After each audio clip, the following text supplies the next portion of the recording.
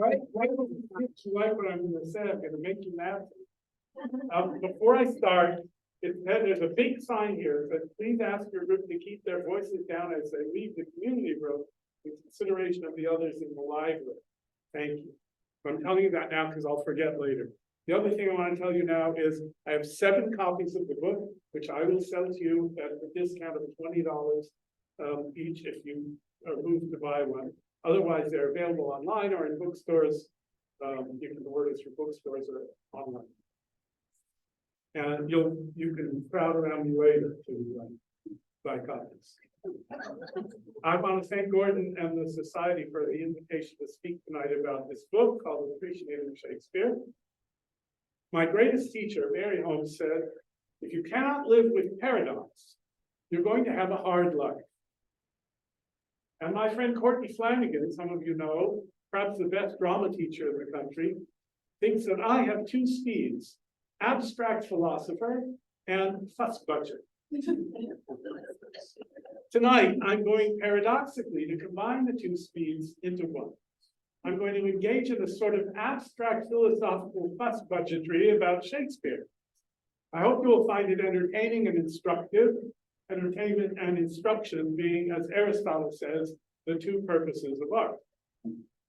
She also says, by the way, that I should start with a joke. So here's the joke, except it's not only a joke. The rabbi's wife was complaining to him that whenever he had to sit in judgment over a conflict between members of his congregation, he would listen to everything one litigant had to say and then respond, "Du bist gerecht, you're right." And then he'd listen to everything the other litigant had to say. And then he'd respond, "Du bist gerecht, you're right." How can you do this? Asked the rabbi's wife when they were alone. It's crazy. They're arguing opposite things. They can't both be right. To his wife, the rabbi replied, "Du bist gerecht." If you can't live with paradox, you're going to have a hard life. So here's tonight's paradox. What people think they want is very often not what they really want. How is this possible? Specifically, since I graduated from college now over 50 years ago, I've been fighting against what people think they want Shakespeare to mean, and doing my best to defend what he really does mean, and what, if we are completely honest in listening to our own hearts, we all want him to mean too. In practice, this means implicitly unmasking the desires of directors, actors, academics, amateur Shakespeareans, students, colleagues, and all the rest of us to import the great Shakespeare to justify our own false images of ourselves, sentimental or idealistic, puritanical or libertine, superstitious or ideological, materialistic or Pollyannish, and generally also egotistical, all under the guise of modern ideas about which Shakespeare is supposed to be ahead of his time.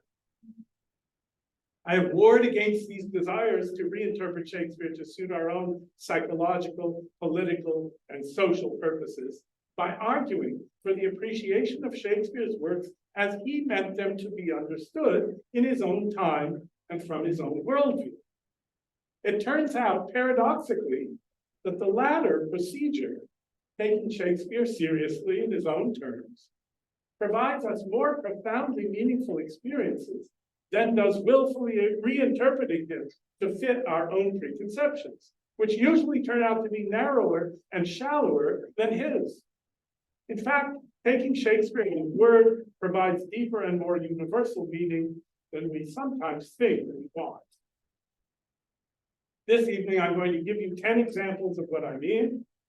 Some are longer than others, most are short, in the hope that you will give yourself permission to get in touch with what you really want by getting in touch with what Shakespeare really means.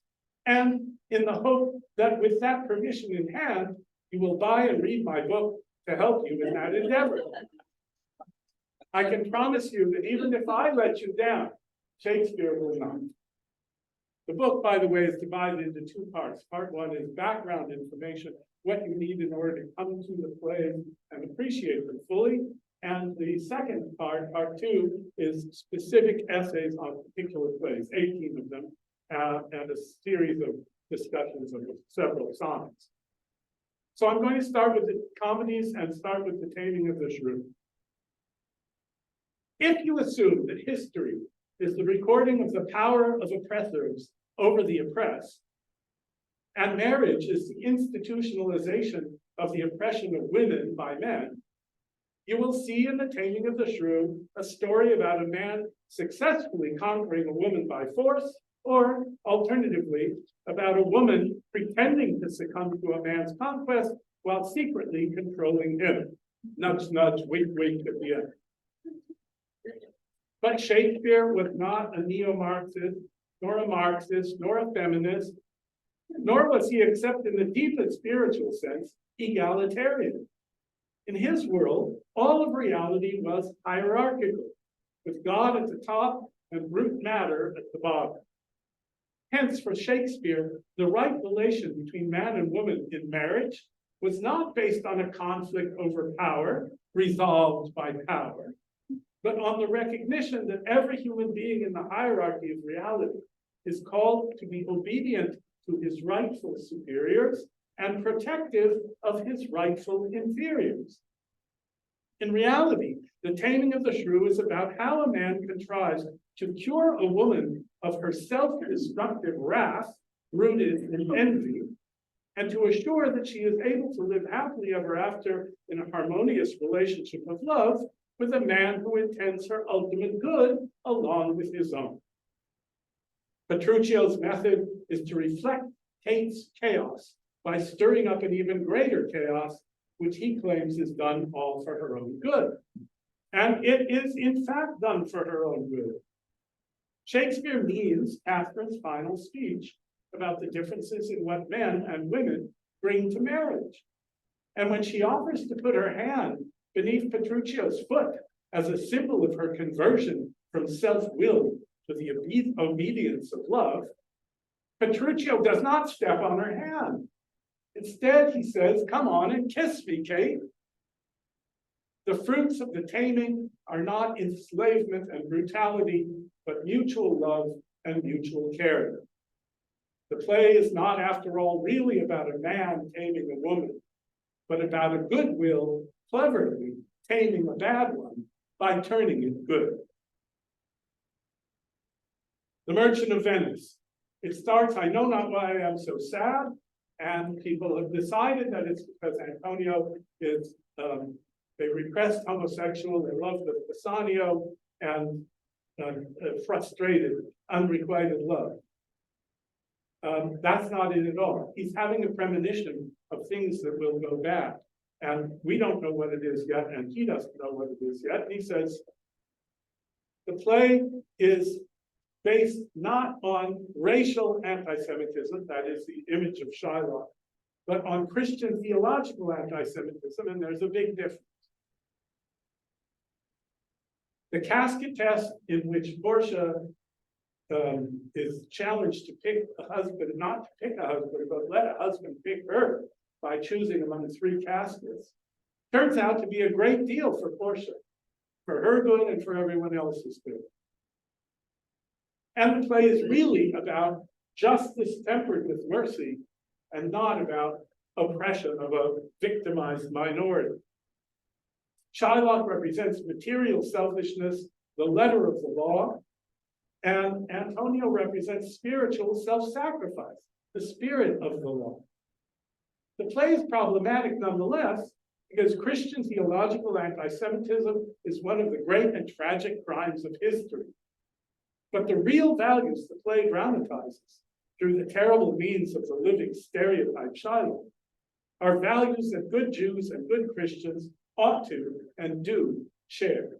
It's a very great play with a great meaning, if we can get past the viciousness of the stereotype, and it's very hard to do that. I don't know that the play should be produced in our time because of that difficulty. But for people who want to actually plunge into the play and study it, you will be rewarded with a very great play. Twelfth Night. In case you didn't know, it's not about gender bending and risque homoeroticism. It's a play about sentimentality and reality. Viola, Sebastian, and Antonio, and Festi, the clown. Well, Festi is already in town, but the other three invade this Illyria. And Olivia, Orsino, Sertovi, Malvolio are locked in their own sentimental ideas of reality. Orsino is dreaming about love, but he won't go actually talk to the girl. The girl is decided to pine away for her brother for 7 years while she loses her beauty. Malvolio thinks he's going to win over the love of his mistress. And Sertovi's drunk and won't give up partying long enough to marry Mariah. And the three invaders are real. They turn out to be real people with whom the others fall in love miraculously, and who wake them up from their dream of sentimental sleep. Measure for measure. You remember in that play, and Angelo says that he will not execute her brother if she sleeps with him, and she wants to be a nun. And she goes to her brother and tells him that deal. And the brother starts by saying, "Thou shalt not do it," and then he caves and he wants her to do it. So people have made this about a frigid woman who won't engage in something so trivial as sexual intercourse, even in order to save her brother's life. But it's not about a frigid woman who prudishly refuses to engage in illicit sexual intercourse to save her brother's life. It is about a woman under violent attack by two weak men who ought instead to be protecting her virtue. One is her judge and the other is her own brother. She denounces her brother for valuing his mortal life above his own immortal soul and his sister's immortal soul.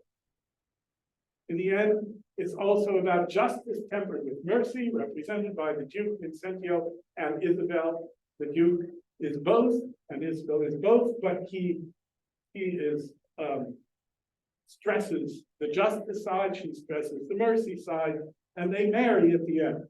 So when you see a production where he says, what's yours is mine and what's mine is yours, I want you to marry me, there's no text of her response.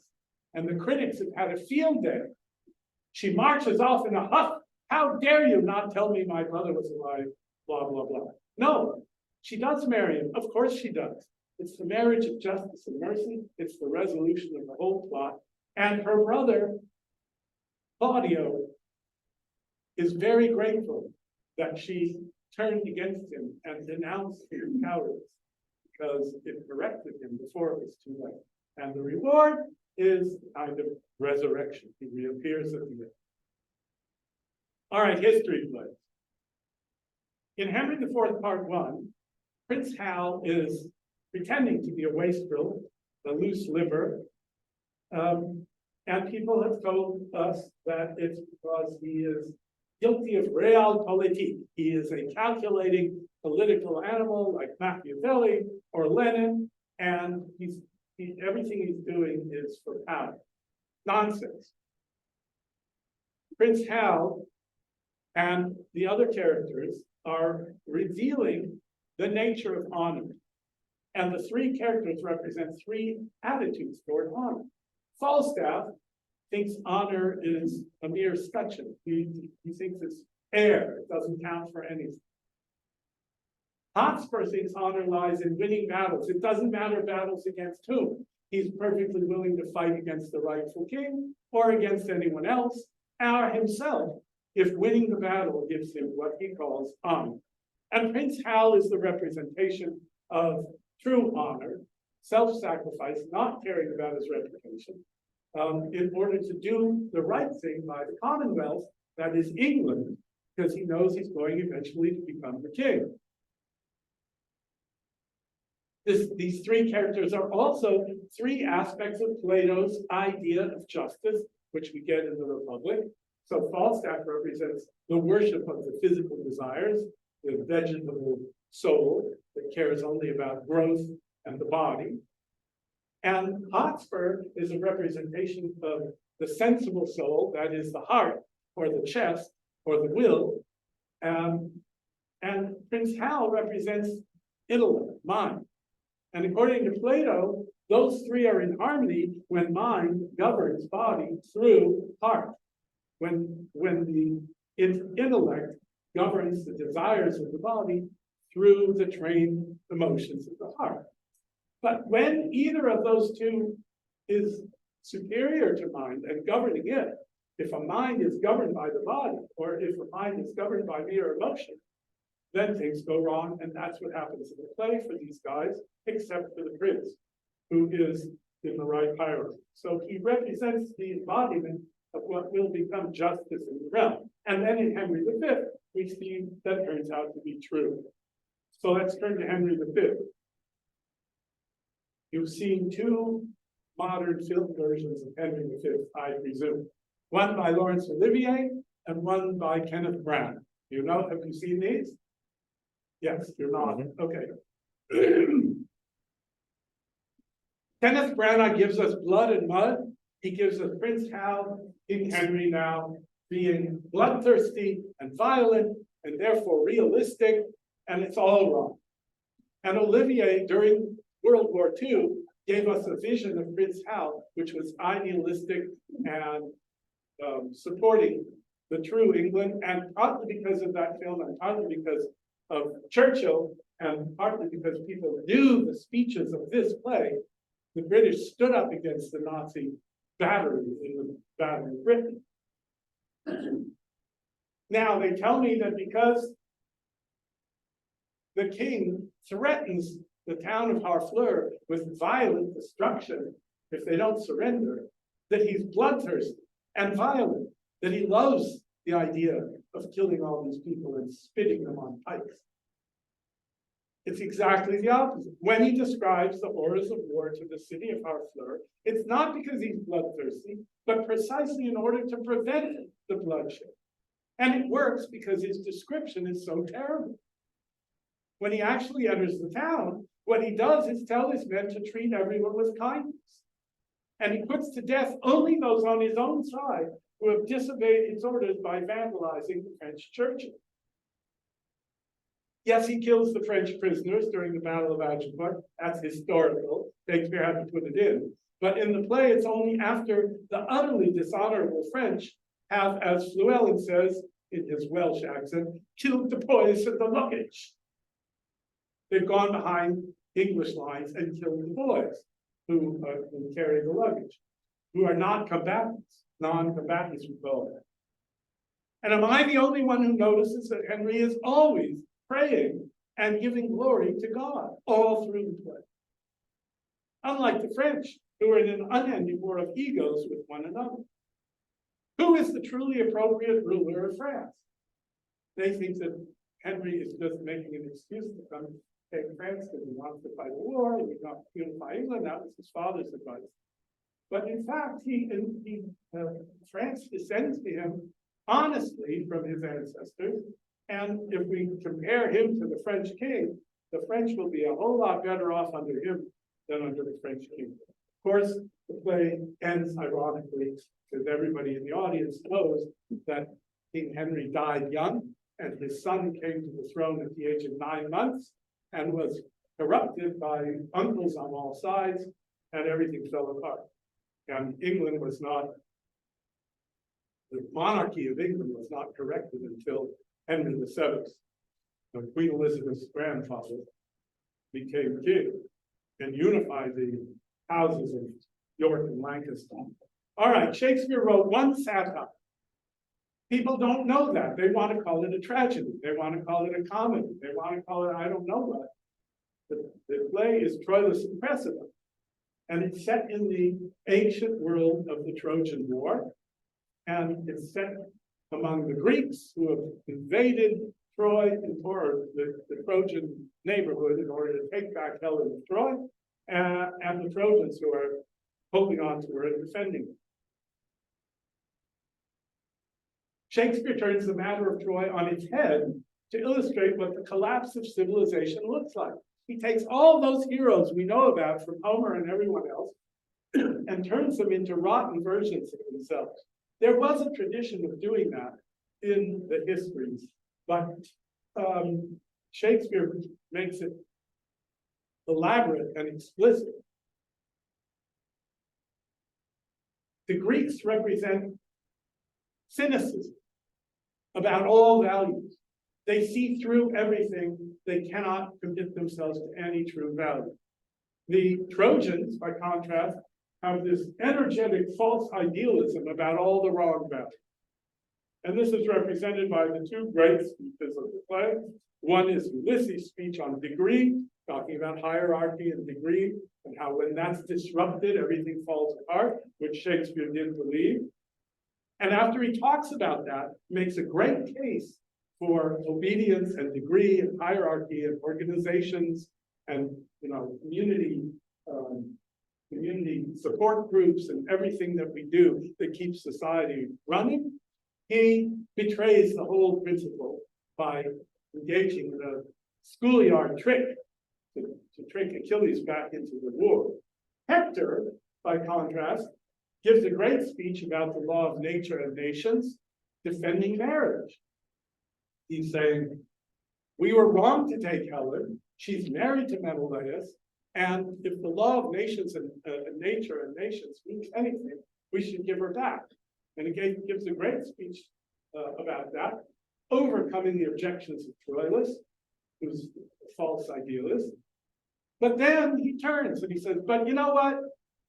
It's for our glory, so okay, I give in. We'll fight. We'll defend Helen. And Hector ends up dying doing what? Chasing a shining armor. Chases down a man and kills him for his armor. And because he does that and unarms to take this armor, he gets killed by Achilles' men in a very disreputable way. The Greeks are cynical about all values. The Trojans are stupidly idealistic about the wrong ones. And Cressida and Troilus, the so-called lovers, betray one another before Cressida ever betrays Troilus with Diomedes. Shakespeare is using this play to show us what it's like in civilization collapses. Suggest you read it. And if you look around, you're going to see how apropos it is. Hamlet, we're told, is a play about a man who could not make up his mind. That's Olivier in the voiceover at the beginning of his version, which was influenced by Freud.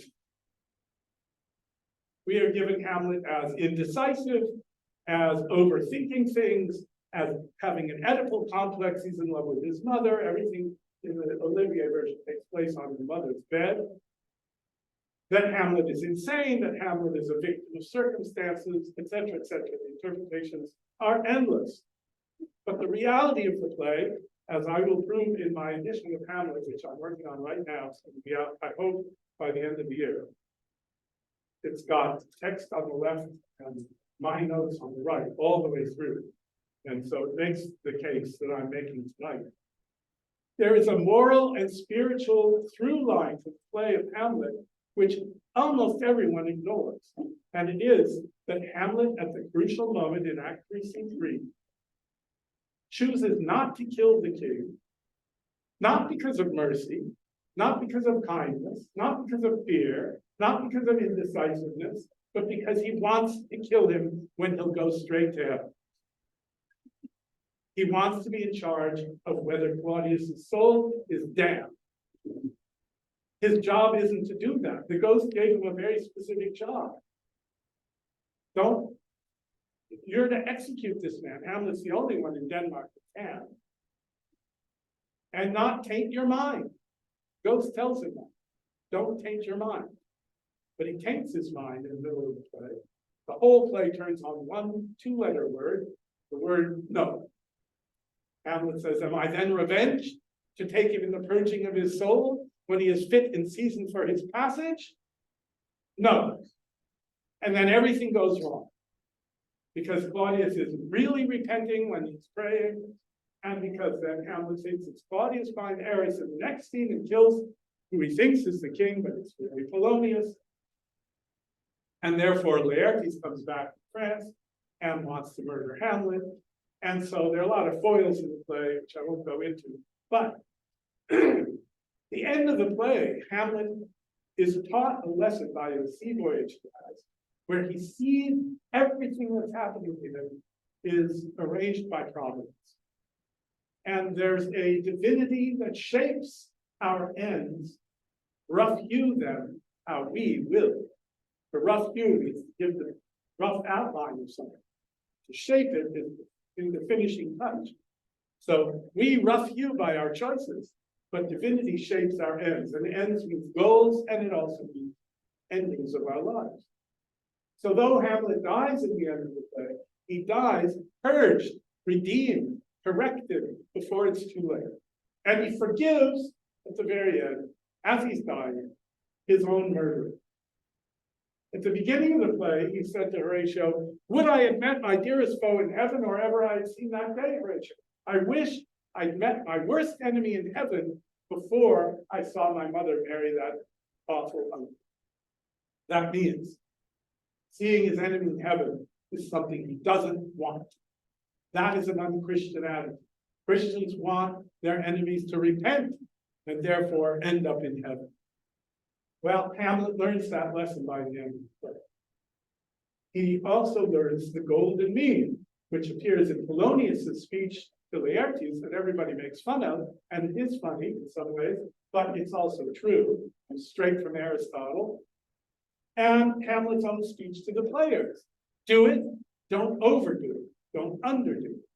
Do it right, do it in the right way.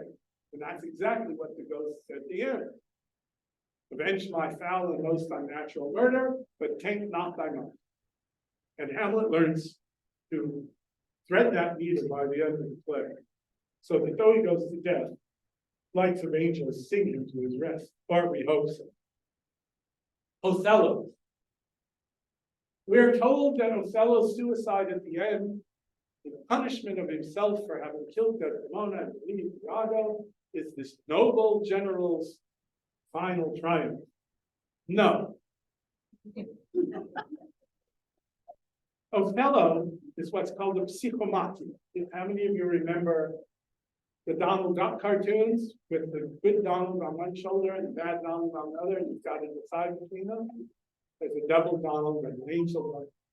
That's called a psychomatia, a war within the psyche. Othello is faced with a terrible situation. His wife is perfectly faithful to him, but Iago hates him and is destroying him and is demonic. And so Iago's the evil angel, and Desdemona is the good angel, and Othello is man. Any man, every man. And he makes a terrible mistake. He believes Iago, he kills Desdemona. And then he finds out that he was wrong. Emilia tells him, and Iago doesn't quite confess, but Cassio, all the evidence comes in, and it turns out that he was false. So what does he do? What should he do? What he should do is fall on his knees, repent, and let the state execute him for his crimes. No, what he does instead is kill himself, which means in a Christian world, and he's converted to Christianity, but he hasn't got the point of it, it means that he's damned, because suicide is damnable. Why? It means despair. It means you believe God cannot save you. In fact, he's doing what Hamlet does, playing God with his own soul. It's a terrible, horrifying ending for Shakespeare's audience. King Lear, we're told, is about the horrible awfulness of human suffering in the world. And it just gets worse and worse and worse until Lear comes in, howl, howl, howl, howl, and then dies. No. Gloucester, who is his double in the play, dies, according to Edgar, twixt two extremes of passion, joy and grief. Gloucester dies of grief that he wronged his noble and good son, and joy in finding him again before he dies. And his heart breaks. And that's what's happening to Lear. He's horrified that Cordelia has been killed by Edmund and the sisters, And he is saying, how, it's horrible, she's dead. I know when one is dead and when one lives, she's dead as earth, he says. If this feather stirs, she lives. It does redeem all sorrows that ever I have felt. But then he thinks she doesn't live. And then at the very end, he thinks she does. Sees her lips move. Her lips, look there. And then he dies. So he thinks he's seeing her alive after all, which does redeem all sorrows that ever I have felt. Well, we know that she's not really alive.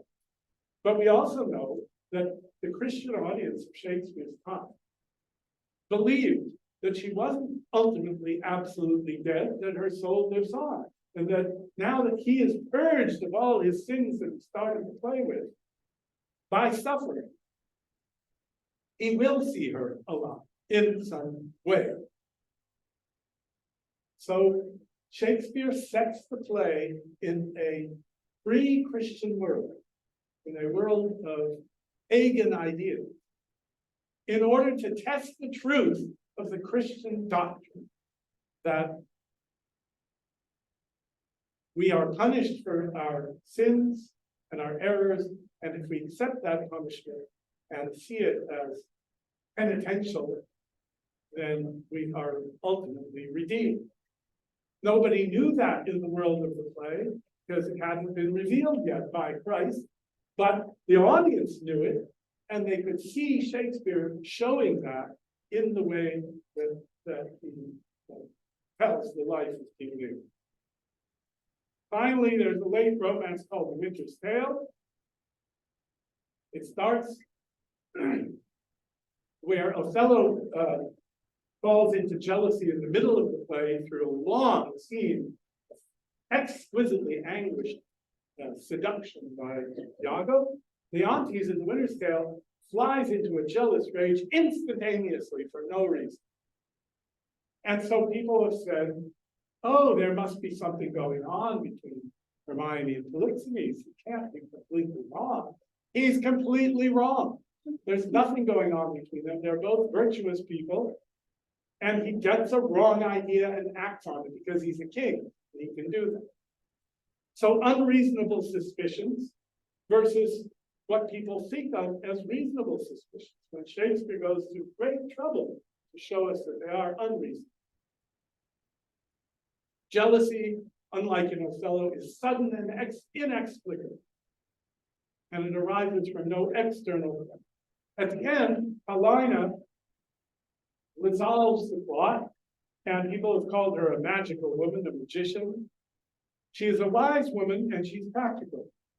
And she responds to the repentance of Leontes and the fulfillment of the oracle by creating the illusion of what appears to be a kind of resurrection.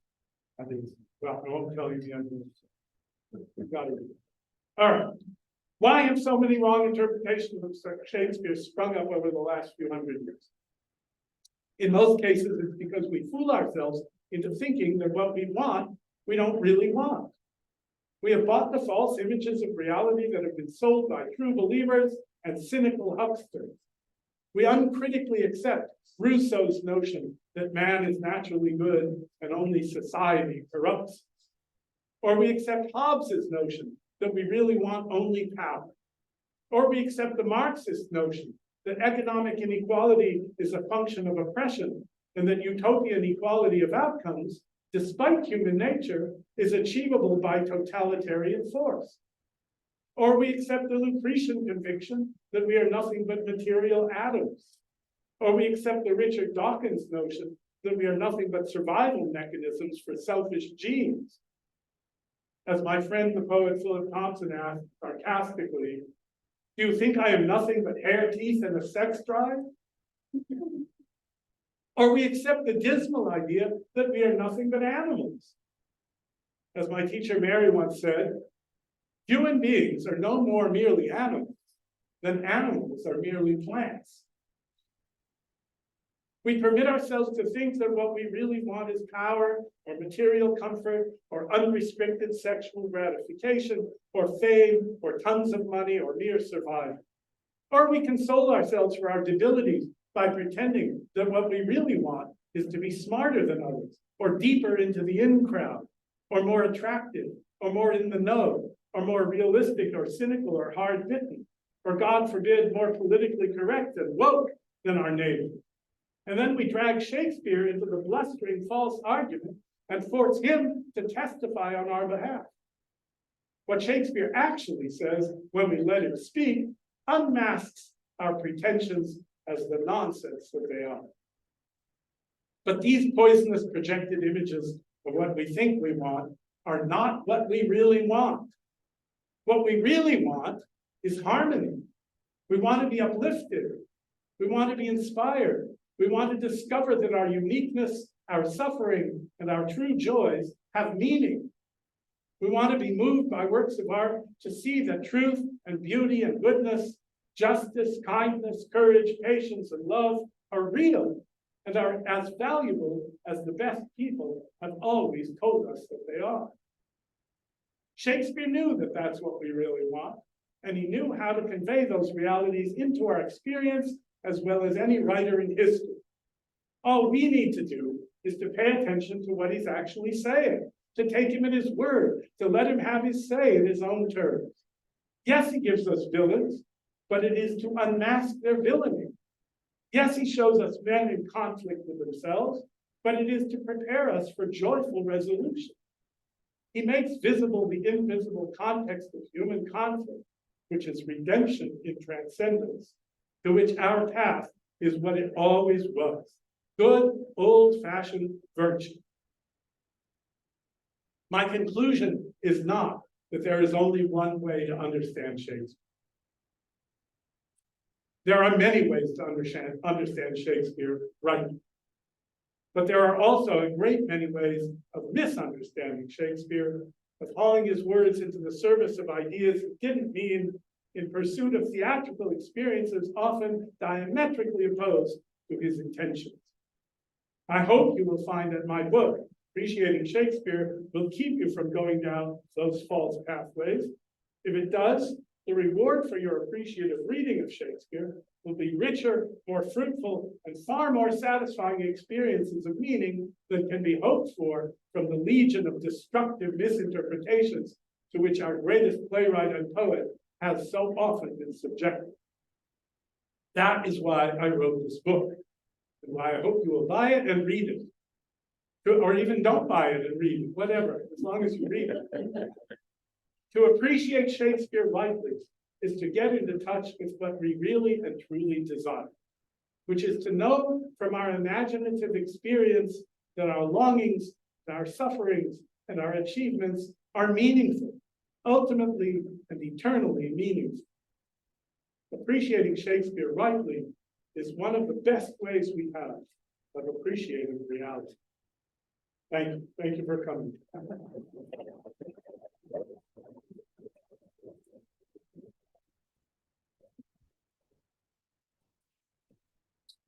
That's a good sign that you're not going to throw darts at me. I'll take questions if you have any. Yes? Can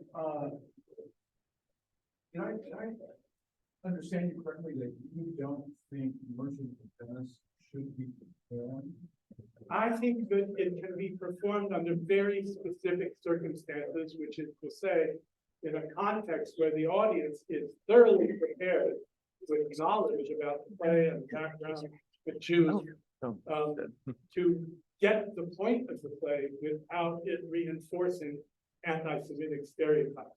But I also say it's a dangerous play being performed because it's so lively and realistic and moving that, and Shakespeare is so convincing that people might think that Shylock is a true representation of the Jewish vision of the world, and it's not.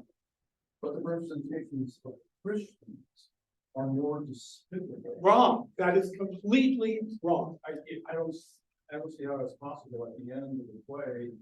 I'll tell you why. Because the law takes all of his deceptions, even though it leaves him half of them thanks to Antonio's kindness.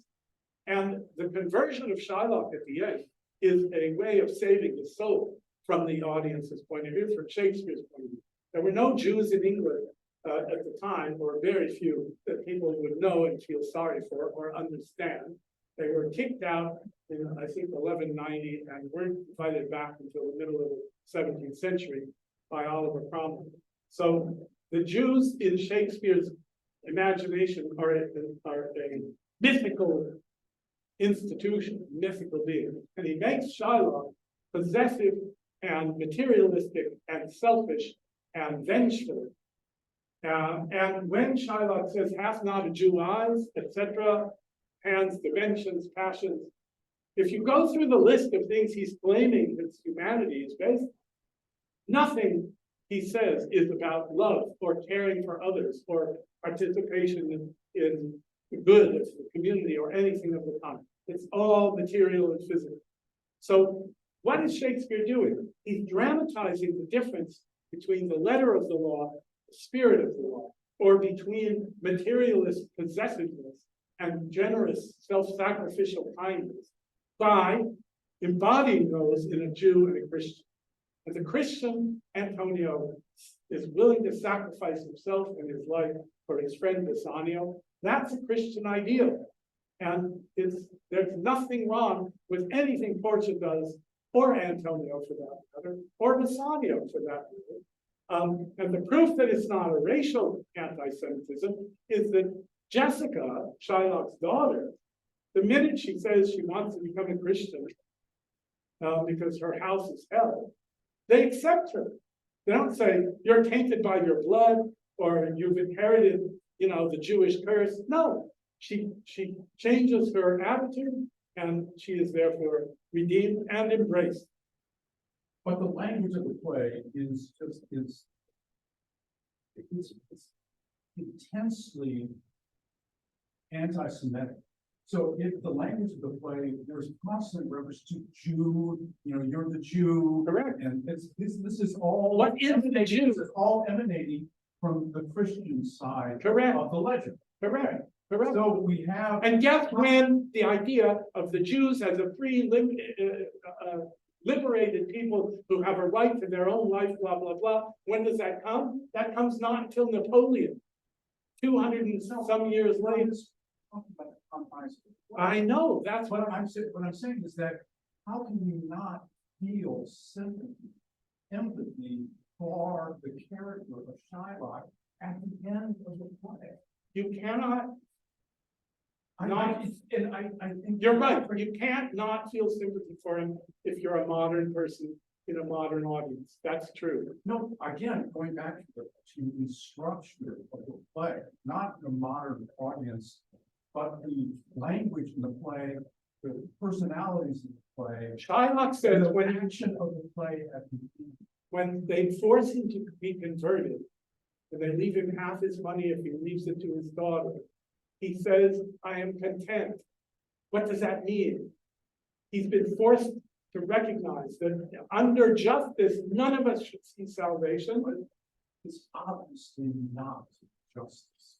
That's my point. It is justice. Well, if justice tempered with mercy. I can't imagine you opposing that play and promoting a play about domestic violence like Othello. That's, to me, that play is more disturbing to a modern audience than Merchant. I don't take anything away from the disturbing quality of Othello. It's a tragedy and it's very disturbing. This play is also disturbing, but for different reasons.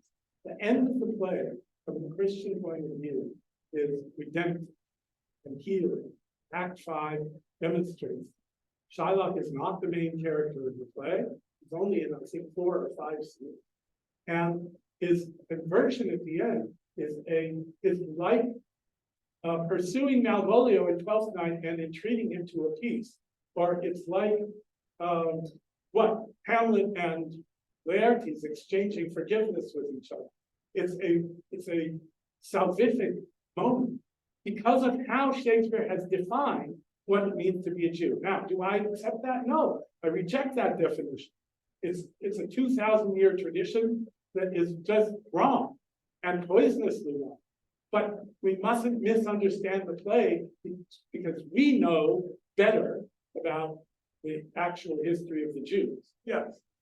I had a question about the time that Shakespeare came and in writing these plays and bringing us to the common man, you know, and I'm wondering, because what we know about England in general is that stiff upper lip and no feelings, and there's not a lot of heart, not a lot of emotion. They're human. Everybody in England's human, but they're not allowed to emote the same way as maybe France or Italy or other places.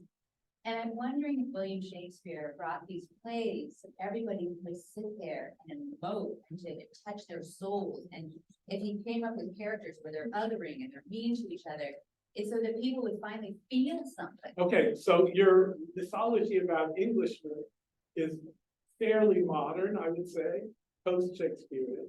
And the way to correct that is to read other plays written at the same time. That's what I was wondering, because obviously with Victoria and all that, it became very French, but I wasn't sure during his time. No. Was it not, was it emotional? They had it, they were emotional. Yes, and you can read lots and lots of love poetry at the time, and it's some of the best. And if you read John Donne's sermons, they're profoundly emotional.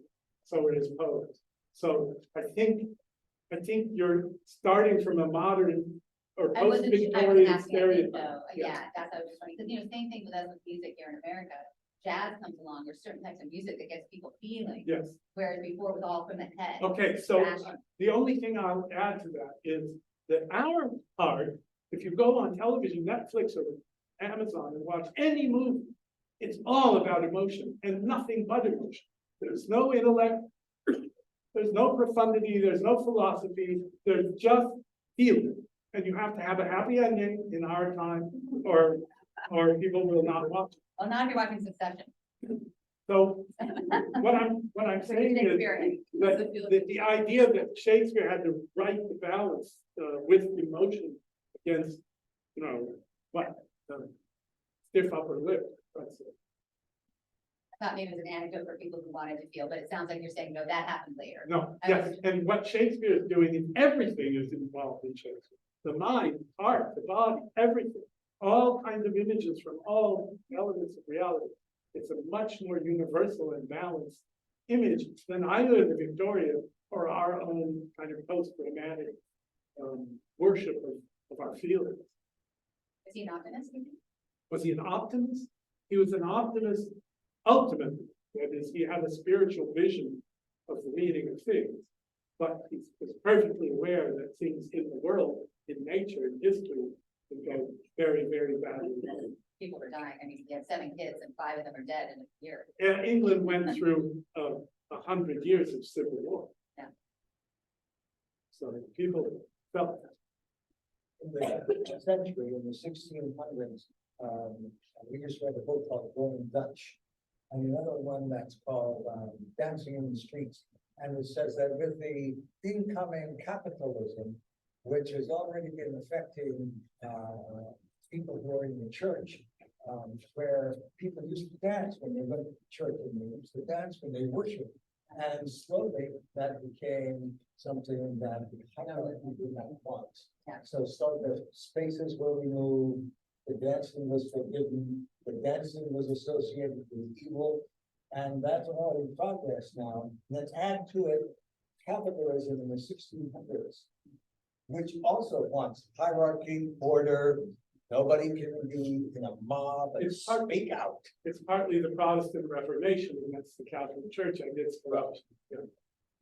And many of its adherents went overboard the other way. So, yeah, there are religious wars all through this. Well, I mean, just like to make the point that the stiff upper lip probably did not come in until after capitalism was really heavily entrenched in England. But it added to the stiff upper lip that the church was already giving to the normal people, and the two together caused them, to not have emotions until they were at a riot at a soccer game.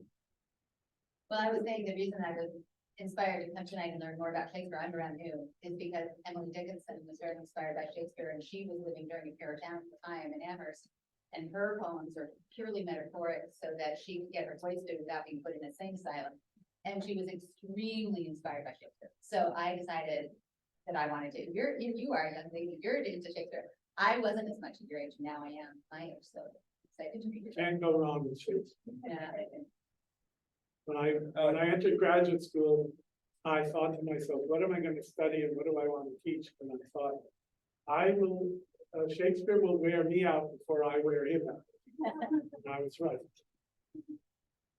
Yeah. Other questions? Yes. Let's say you are a normal person. Okay.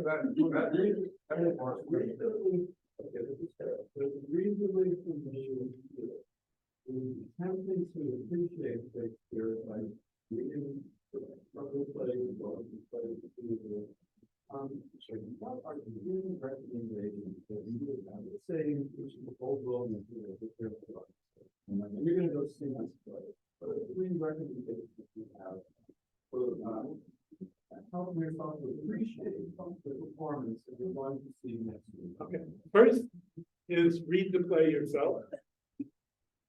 Second, if you hate what's going on the stage, it's not your fault. It's either bad acting, which happens all the time, or bad directing or bad interpretation of something. And the third thing is go back home and then read the play again. There's no substitute for your own experience of the language and its meaning. But I'll add a fourth, which is to make that experience richer and more meaningful, read my book. Because why I wrote it was precisely to prepare you so that you could go to the theater and if you see a good production, enjoy it deeply. And if you see a bad production, walk out. That's what I'm aiming at, so that your reward for getting it right is a profound and meaningful experience. Yes. Do you have any favorite places that are putting on Shakespeare plays where you've seen them perform in one way through so that you can Shakespeare included? Well, Tom does some good Shakespeare work.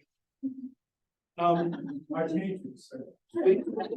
The old Globe has been corrupted by money and size and pretty faces from Hollywood, largely.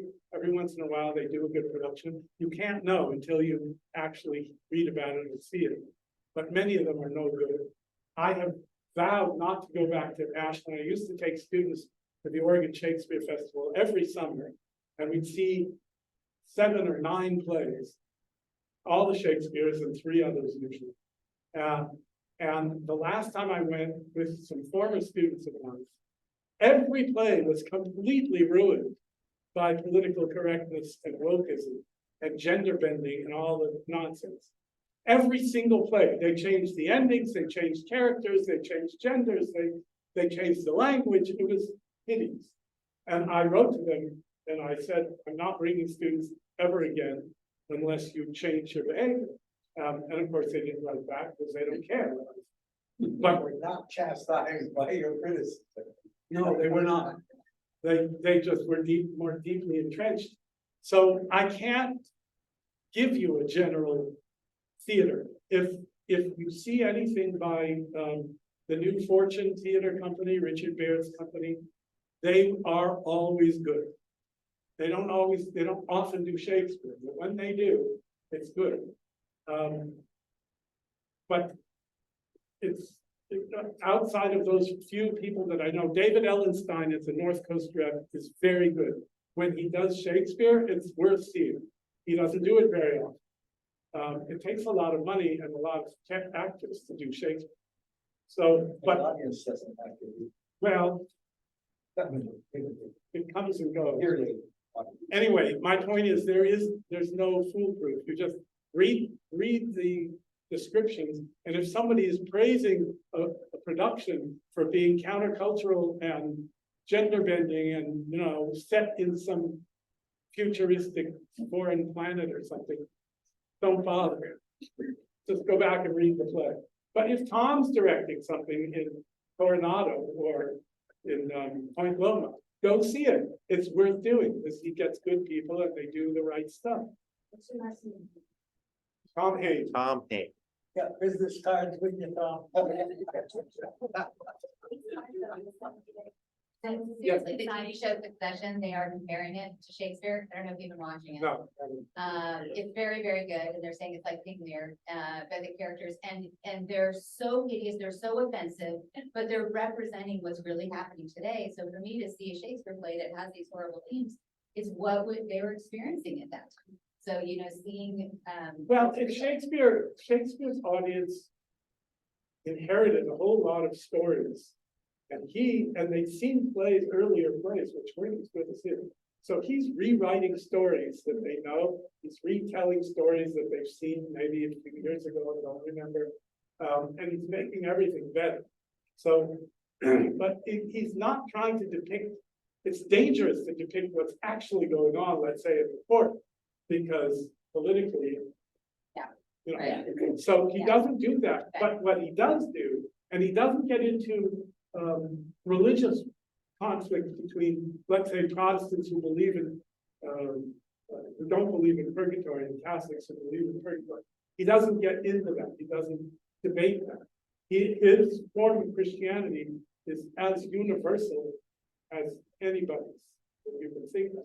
But he is a deep believer, and so he's trying to get you to see what it really means, and not what these people on the fringes are arguing.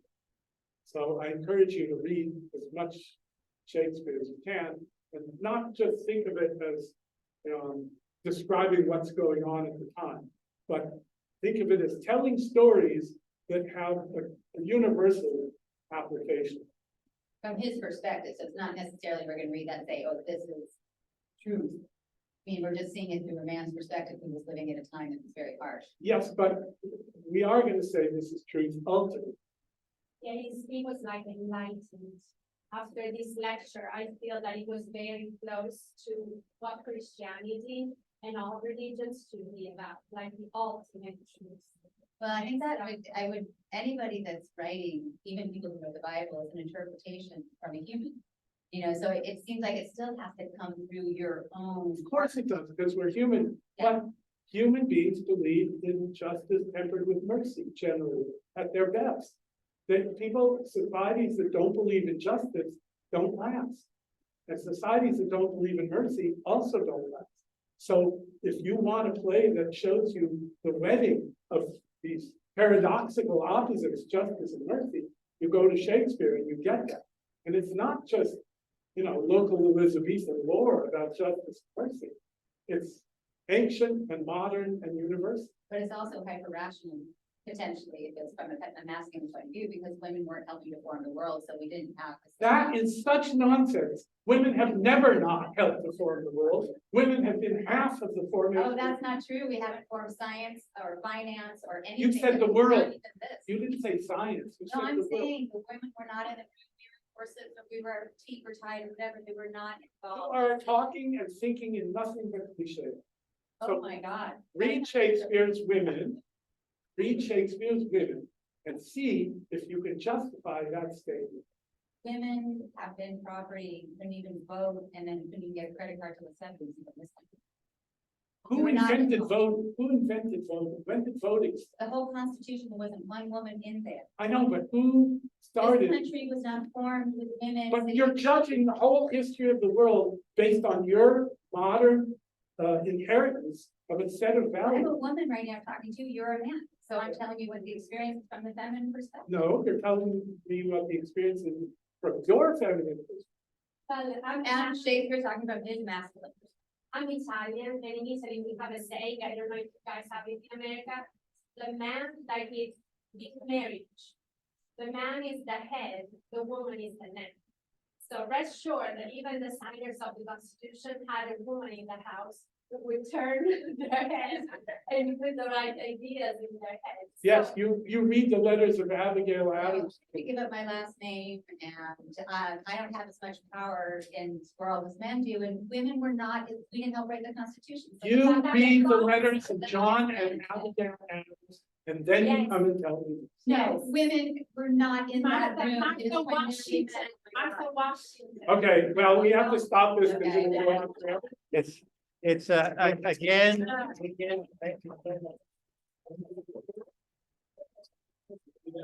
A lot to think about, and, again, check out our website, San Diego Shakespeare, and, for future lectures, and don't forget, there are books here for an extra $5, you get a signature, right? No, for no extra money, Wow! $20 bill will buy you.